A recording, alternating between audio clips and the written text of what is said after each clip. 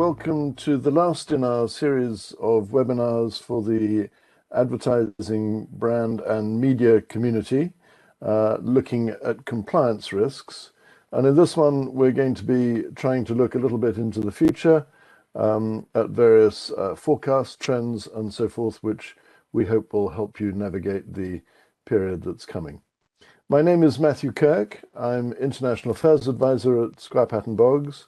My background is partly in international diplomacy, representing my country for 25 years in a number of countries abroad and covering a wide range of international affairs issues. And then for 12 years as a senior executive in the telecoms industry, again, covering many digital and technology as well as regulatory issues in many countries around the world. And I'm delighted to be joined for this webinar by two excellent other speakers. One, my colleague Marisol Mork, who is a partner in the Squire Patton Boggs Los Angeles office. Marisol is co-leader of our firm's global advertising, media and brands industry group.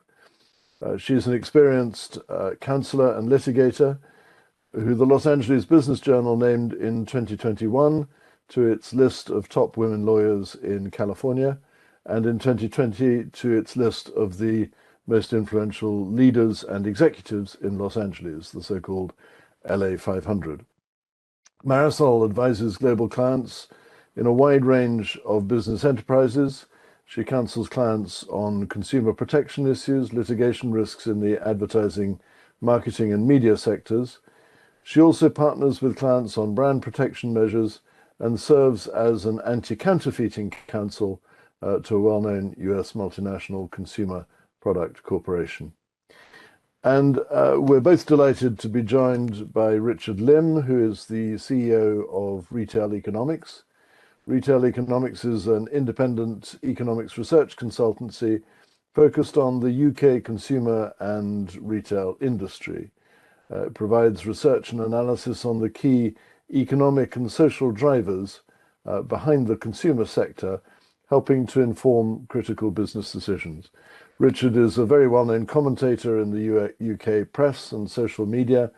He previously headed up the Retail Insight and Analytics team at the British Retail Consortium, and before that he worked in mergers and acquisitions for Citigroup. He has a wealth of experience in data analytics, in consumer research and macroeconomics, and is very skilled at generating actionable insights for clients. He regularly works with our firm, providing thought leadership on topics such as Brexit or the experience economy.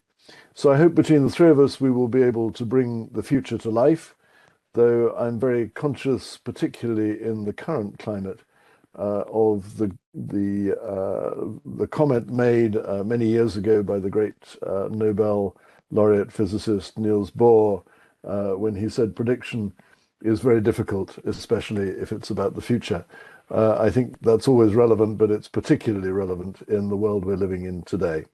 How this is going to work is I'm going to talk for a little bit about macro issues and some of the sorts of things that I think anyone in the business sector needs to have on their minds at the moment. And then Marisol and Richard will take us a little more into the detail of the sorts of issues that you will all be facing.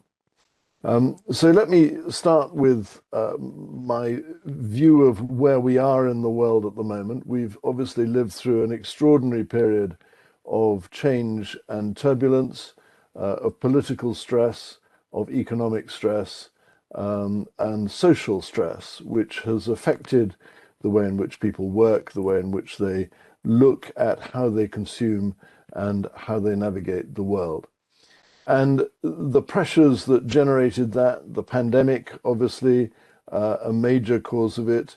I think also trends in politics in a number of countries changing, and now the conflict in Ukraine and the resulting pressure in the energy market, which is putting quite extreme pressure on a number of economies.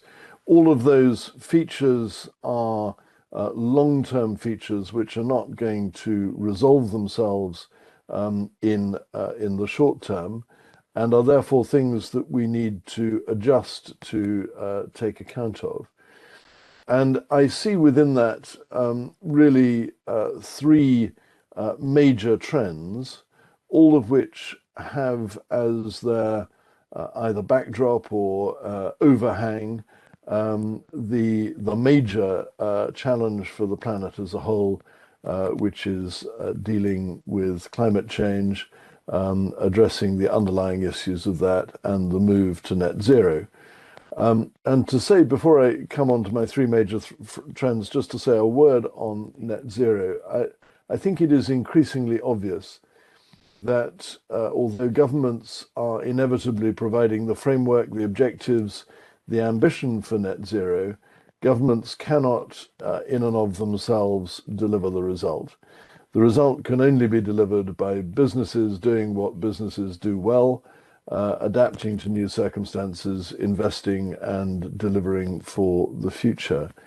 Government can set a framework that can help that happen, but investors will need to invest and businesses will need to change if we are really to make that journey to net zero.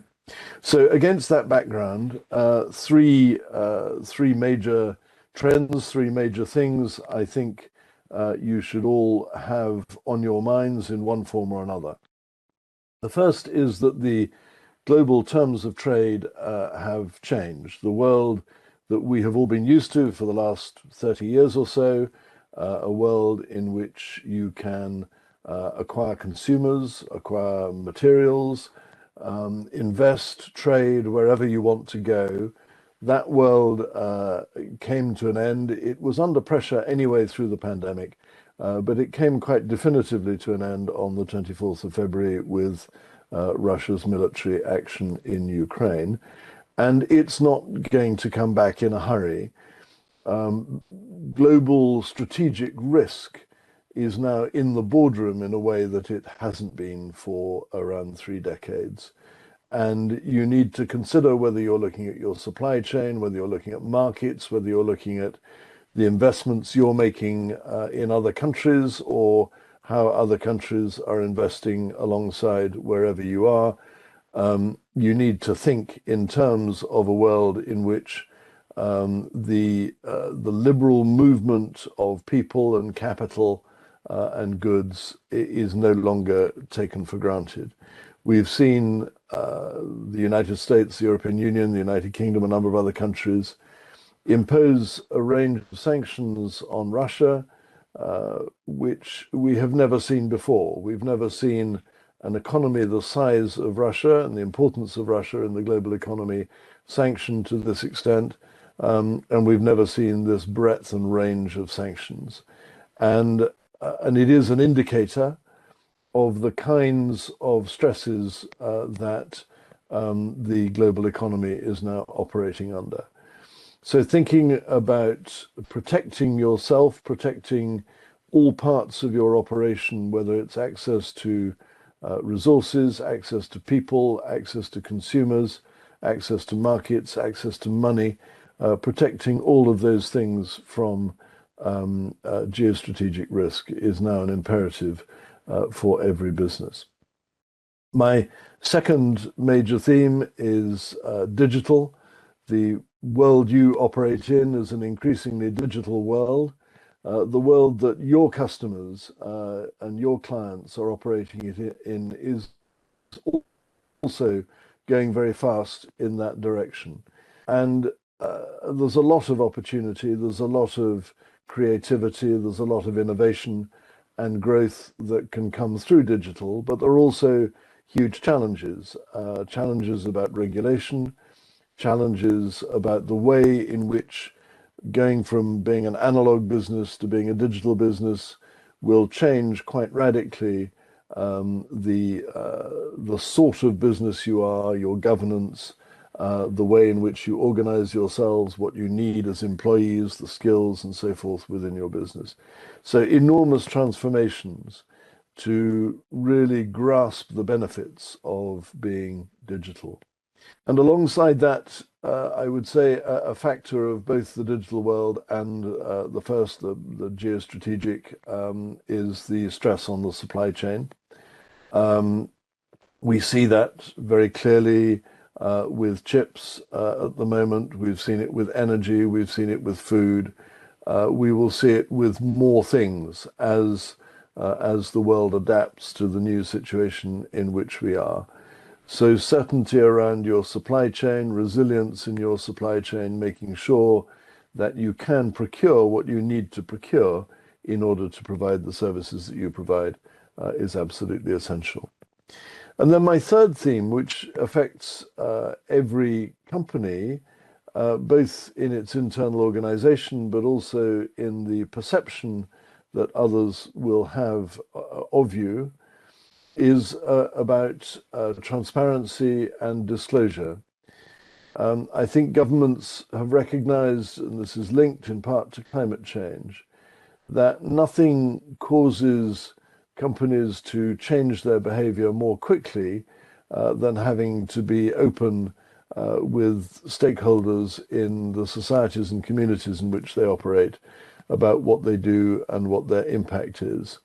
And so we're seeing regulatory change happening, disclosure requirements increasing, transparency requirements increasing in many jurisdictions. And I think it's really important to recognize that we're also moving into a world in which it's no longer just the financial information that listed companies share with their investors, which has to meet a high standard of auditability and verifiability.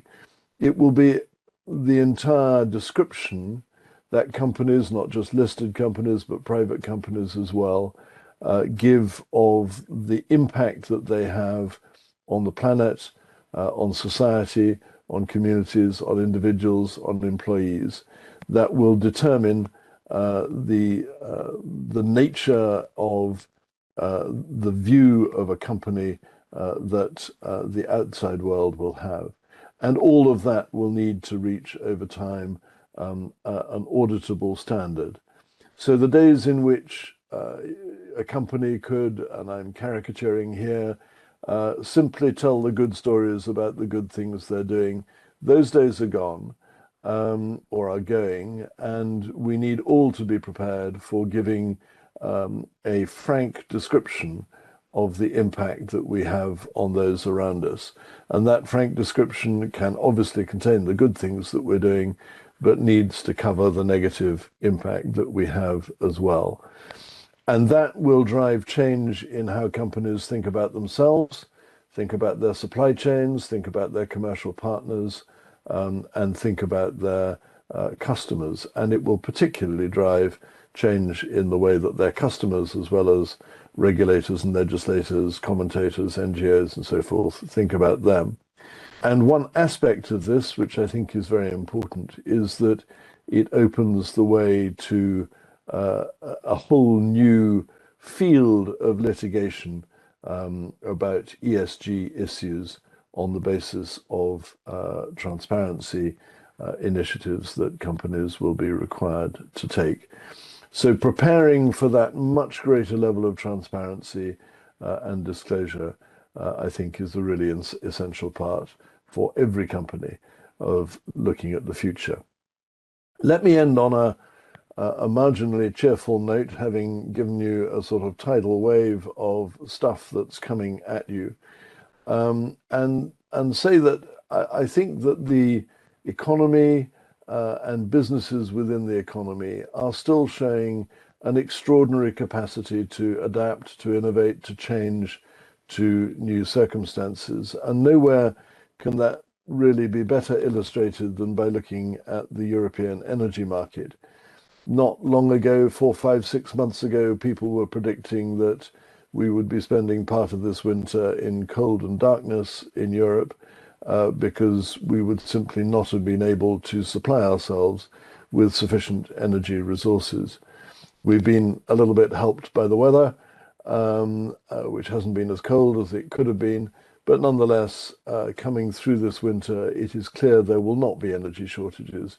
And that is down to an adaptation in the energy market, which has coped with a completely new set of challenges with remarkable speed.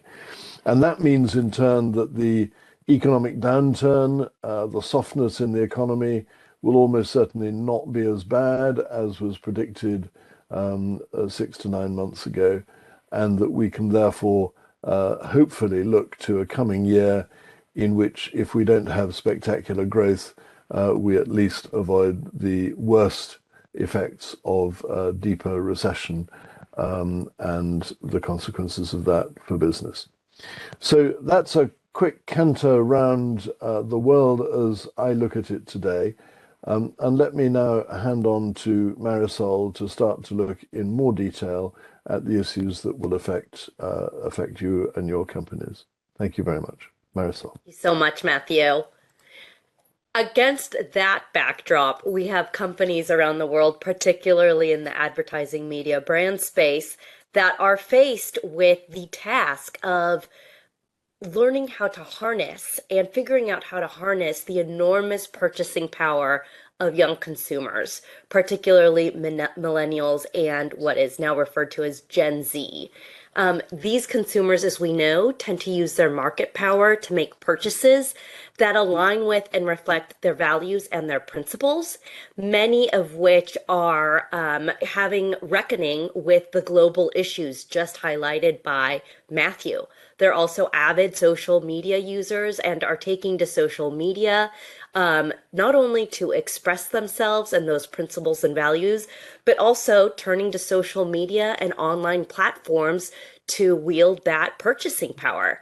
Companies are paying attention, and certainly as a litigator and counselor in the US, I am too, particularly in looking at where the litigation risks are for companies as they foray and try to maneuver these global issues against which they're operating, as well as their marketing plans that try to harness the power of this young consumer group.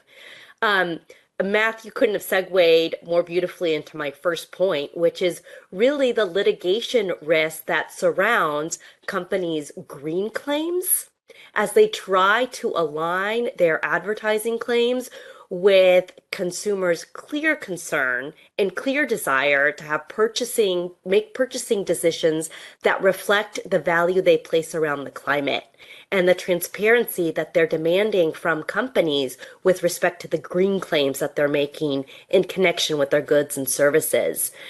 Consumers clearly care about the climate. Many are changing their purchasing behavior to address that concern. I think a recent report I came across not too long ago said when we talk about global fashion consumers, 15% of them are already reporting to be highly concerned about sustainability and are trying to make purchasing decisions to lower their impact on the climate. And that percentage, I think for all of us, we'd say it's only expected to increase. And to reach those consumers, brands are obviously needing to make efforts to provide and engage consumers with information about their environmental impact, being transparent about those practices, and making sustainable purchases more convenient and appealing to consumers. When it comes to green claims, however, and this is where the risk comes in, studies show that consumers are confused about what the marketing terms mean. This creates a ripe landscape for litigation, where some is already happening here in the US. I think a recent study I saw, you heard Matthew refer to net zero, shows that consumers are specifically concerned and confused about what net zero means, as well as what carbon neutral means. At the same time, these are two of the most widely used claims in the advertising in terms of green claims that are used in advertising. While an increasing number of companies have included these terms in their advertising, there's very little consensus among consumers as to their meaning. When it comes to the practice of carbon offsets that we're also seeing companies tout, and this is the practice of using carbon credits to lower their effective emissions by investing in projects around the world that reduce emissions elsewhere. Survey participants in the study I saw thought that referred to a direct reduction of carbon emissions. And then they tended to feel misled when they learned that companies were relying on offsetting rather than directly reducing carbon emissions. Consumers just aren't clearly sure or certain about what green-centered claims are based on. And it doesn't help that there's no legal definition for these terms, at least not here in the US. Now, some companies are getting ahead of the game and the rising attention on the uncertainty around these claims by issuing their own internal sustainability-centric marketing guidelines for their marketing departments. This enables those brands who are taking on this practice to avoid greenwashing-related legal issues, or at least reduce the risk of impacting those legal issues and public relations backlash. They have clear guidelines on what the terms mean to them as a company and how they're using them. Regulators are also stepping into this area, with the U.S., the Securities and Exchange Commission, proposing a rule mandating that publicly listed companies disclose emissions that are material or that are relevant to companies' target emissions. That's going to up the antes for companies to actually make good on those environmental pledges. At the same time, the Federal Trade Commission is in the process currently of revisiting its green guides, which are designed to help marketers avoid making environmental claims that mislead consumers. But regulating authorities on both sides of the pond, so to say, have recently announced investigations and enforcement actions into a number of retailers regarding their potentially misleading use of green claims. So the time to get up to speed on the green claims, to check how those claims are being used and what they mean internally to a company is now, because regulators and enforcement authorities are already taking steps against companies who are misleading consumers with their green claims. And consumers aren't waiting for action from regulatory authorities in the US. Consumers are already taking on companies over their ESG and climate-related claims through the court system. To date, most targets of these consumer class actions have been fashion and beauty companies. They've been named in proposed class actions over the marketing of their goods as being conscious, for example, or recyclable, being environmentally friendly, having a low carbon footprint, or makeup that is clean. Again, what do those words mean to consumers? These cases are definitely worth watching out for. I have my eye on them because I truly believe they appear to be indicative of a larger rise, a wave of coming lawsuits that will be stemming from companies' sustainability and broader ESG claims, as we see these claims used more broadly to appeal to clearly what is a material issue for many consumers.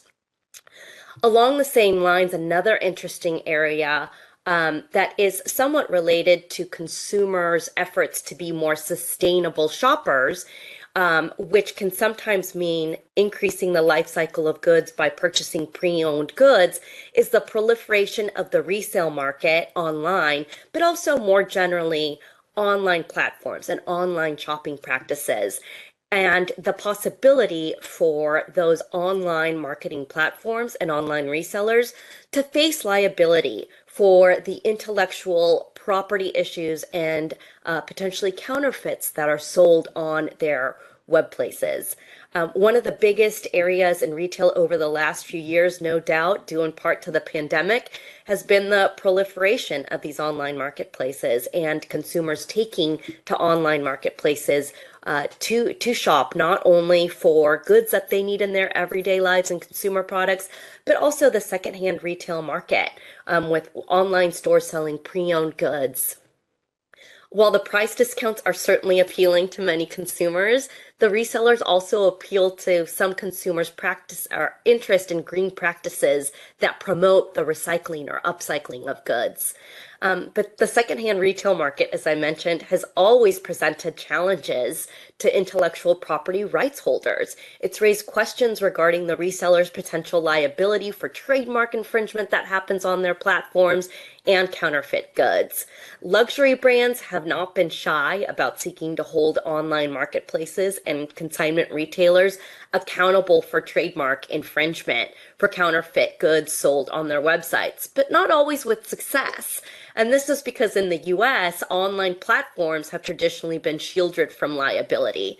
But that shield has gotten much weaker, especially over the last few years, as we've seen some resellers take a more active role in promoting the goods on their sales, representing the authenticity of the goods that they're selling, being involved in the marketing of their goods. The more active that role has been of the reseller, the weaker the shield against liability has been. In the US, legislative efforts are also underway to increase protection for intellectual property rights on e-commerce websites. Many of us are now almost exclusively online shoppers. I know in our household, we certainly get most of our goods online. Brands have definitely had to amp up their brand protection efforts in the online space, particularly against online counterfeiters. This really came to a head during the pandemic when so many of us were trying to buy health and safety materials online, and we were hearing reports of counterfeit masks, or masks that weren't as represented on online platforms. The US Congress, taking note of potential health and safety issues in connection with goods sold online, in 2021 introduced the Stopping Harmful Offers on Platforms by Screening Against Fakes in E-commerce Act, or the Shop Safe Act of 2021. It's been introduced. We are keeping an eye on it. It seeks to curb the harmful counterfeit items sold through online marketplaces, which is a goal that undoubtedly we all support. The legislation is lauded by many as protecting consumers from fakes, but it's not without its critics. It's criticized as giving trademark owners absolute control over online marketplaces and makes online marketplaces liable for contributory trademark liability if they sell third-party items that bear counterfeit marks or that implicate the health and safety. Online marketplaces, the onus is on them to also comport with dozens of onerous and what many view as expensive compliance obligations. So we'll be keeping an eye to see how that bill plays out and makes its way through Congress. And adding buzz, of course, around our online lives, a topic that we've covered in depth in our webinars in the series are non-fungible tokens and the metaverse. Brands have been eager to enter the metaverse and take advantage of the marketing and branding opportunities in that space. There's been a slew of activity at the US Trademark Office as brands rush to register their trademarks for use in the metaverse. And we're seeing legal challenges start coming to a head, one that those in the US are undoubtedly keeping their eyes on. The first NFT and the metaverse lawsuit trial started just on January 30th. And there the issue will be to what extent real world trademark protections extend to the metaverse, or to what extent those non-fungible tokens are creative expressions that are protected by the First Amendment as art. There are many complex, novel, and interesting issues for those in the advertising, media, and brand space. 2023 is a year that will be filled with developments. I've only highlighted 3 areas, but there are several. It's going to be an interesting year against the backdrop that we're all operating in, and we'll be here to keep you posted. Richard, I'll hand it over to you. Thank you very much, Marisol. Some fascinating things there, NFTs to net zero, and interesting to hear about consumers' awareness of what these terms actually mean as well. I think that's some really fascinating stuff. From my perspective, I'm just going to bring it back a bit more into my area of expertise, which is consumer and retail. And what we expect to see over the next 12 months and beyond. I think it's fair to say that, and picking up on some of Matthew's comments as well, that the UK economy is facing some significant headwinds, There's a combination of different factors here arising from the cost of living crisis, rising interest rates, inflation, and the UK heading into an impending recession that's likely to persist throughout the year. But I also think it's fair to say that where we were towards the end of last year, where we had a brief spell of a trust government, a mini budget that really created a volatile environment in financial markets, that mini budget U-turn. It feels like the economy is on a more optimistic setting than it was during that time. We are expecting to fall into recession, but that recession isn't expected to be as deep or protracted as we were expecting just a few months ago. And some of that optimism, I think, has come through in some of the latest trading updates from a range of different retailers in the UK. So whether that's from some of the big grocers or some of the apparel retailers like Primark or Next or JD Sports, there's been a range of retailers that have released some more optimistic and upbeat Christmas trading results that have beaten expectations. But I think what we've seen also is that there's been a polarization between the performance of retailers, where those retailers that have a more omni-channel model, that have been reliant on a mix and blend of online as well as having a store presence, have performed better than some of the pure online retailers, where actually over the Christmas trading period, they've released figures that have been negative on last year. But really assessing the underlying strength of consumer demand is difficult at the moment. There's so many different moving parts. It was only last year in the UK that running up to Christmas, we had fears around Omicron. We had continued supply chain disruptions. Moving on to this year, we had the World Cup that was beneficial to some parts of the sector. And of course, we had inflation that's really inflated top line growth for many retailers. So there's many moving parts within the retail space in the UK, and actually assessing underlying demand has been quite difficult. And if you look at a range of different providers in terms of data in the UK, then what we see is that retail sales have been up around about 5.5% to 6% compared to this time last year, which sounds reasonable as a top level. But we've got inflation that's running at about 11%, actually peaked at 11%. And if you look at inflation specific to the retail sector, it's about 9.5%. So the reality is that consumers are paying more, but are getting less in return. And actually, if you look at volumes of figures, in terms of retail sales over the last few months, we've actually had 9 consecutive months where consumers are buying fewer and fewer products compared to the year before. So this squeeze on people's personal finances, the cost of living crisis in the UK is really holding back the ability for consumers to spend on discretionary items. We actually have a cost of living tracker where we're looking at inflation and earnings growth and really trying to better understand spending power for different types of households. And what we see in the UK is that the least affluent households have seen a decline in their spending power of about £40 a month. It's a significant sum of money and really holding back their potential to spend on discretionary items across the board. So heading into 2023, we expect a lot of these themes to continue. We expect there to be a continuous squeeze on the cost of living, so this flight to value that we're seeing already.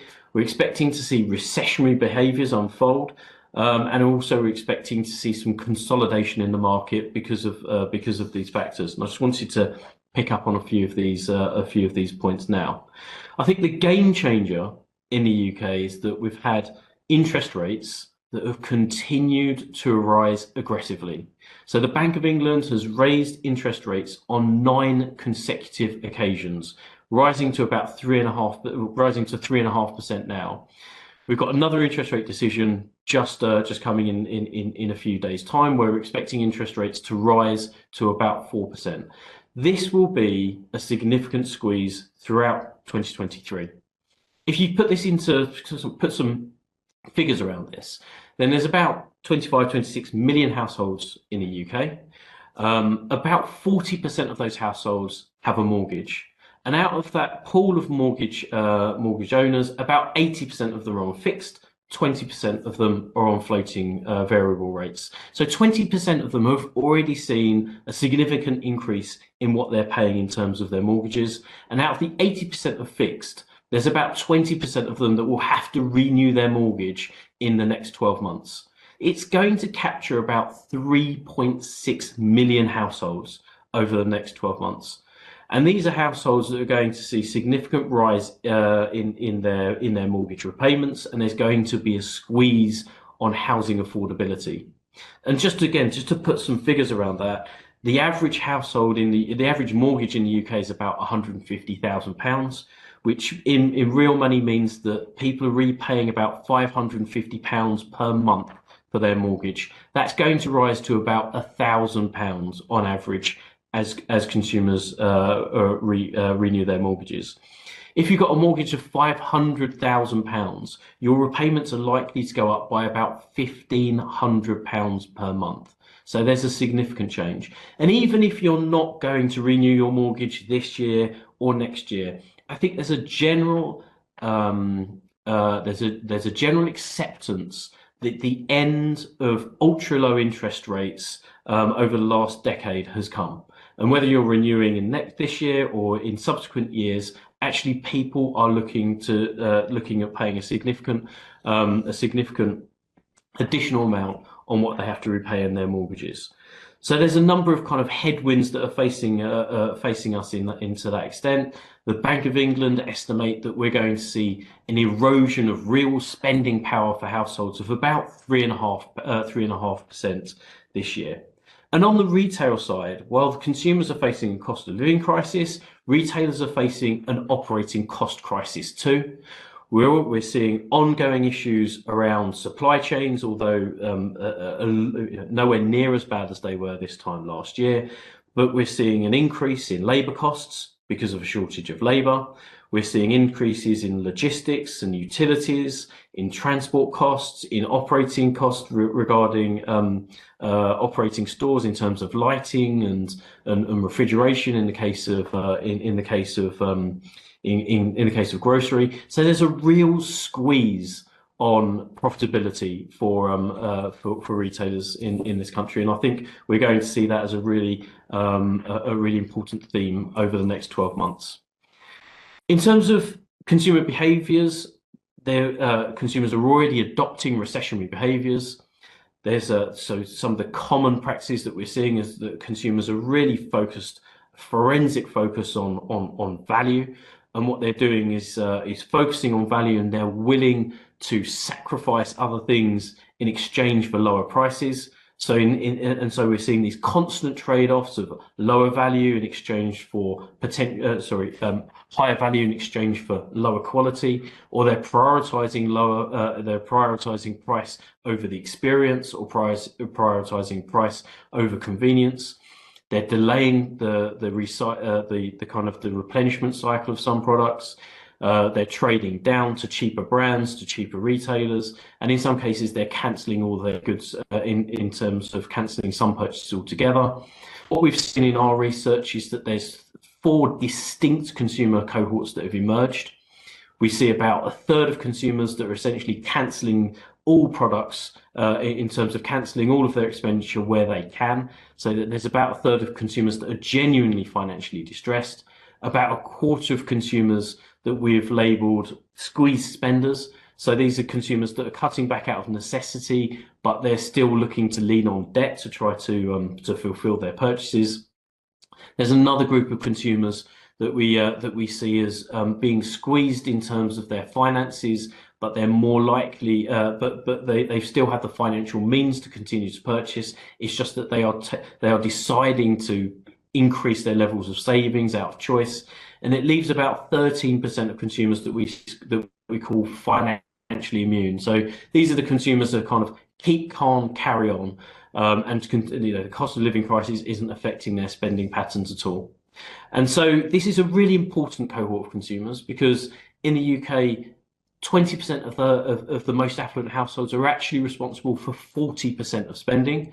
So in terms of what that means for brands, it's really important to focus on the most profitable customers. And what we're likely to see is this consolidation, a polarization in the market, where we expect to see higher end brands perform relatively better. And because of the trading down to cheaper retailers, to cheaper brands, we're going to see a squeezed middle. And this is the point where we're likely to see consolidation in the market. So those retailers that have strong balance sheets, who have a really strong online proposition, who have invested in online over the last decade or so, will have opportunities and will have those opportunities to potentially acquire brands and acquire other retailers. So while there's lots of different moving parts across the retail space, I agree with a lot of what Marisol said as well. I think we're going to see the pre-loved and circular economy really kind of accelerate into action over the next 12 months, being driven by concerns around sustainability and also being driven by the cost of living crisis and people trading into pre-loved goods to manage their finances. Other areas I'd bring kind of awareness to is around direct to consumer. Brands such as Nike and Adidas and Samsung and Microsoft, Gymshark are looking at direct consumer strategies to really see this as a way to grow their business through that channel. And finally, I'll just pick out as a one to watch is around the awareness of AI. And I think this year is going to be a big year in terms of consumers' awareness of AI. The launch of ChatGPT is one of those areas that I think will give consumers the first glimpse of the impact of AI, the potential disruption this will have on their lives. And this could be a year where there's that real recognition of the fact that AI is going to impact the way that everyone lives their lives. So I'll hand back to Marisol now. Thank you, Richard. So many interesting issues for us to be keeping our eye on. It will be an exciting year, no doubt. Thank you all for joining us on this podcast, and thank you to Matthew and Richard for your valuable insights and time. This podcast concludes our Advertising, Media, and Brands Global Compliance Challenge series, which began in November of 2022. If you missed any of those recordings or webinars, we went in depth and great detail into many of the topics we discussed today, including the cost of living crisis, data and technology, tax, anti-counterfeiting and brand protection, trademark strategies for the digital world, and private prosecutions as an effective tool in brand protection. Recordings of the webinars are available on our website. I'd also just remind all of you to keep an eye out for our 2023 Advertising Media Brands Report. It will be forthcoming in March. We hope you found the subject matter in this podcast and any of the other webinars you attended helpful and insightful. Thank you again for joining us. Goodbye.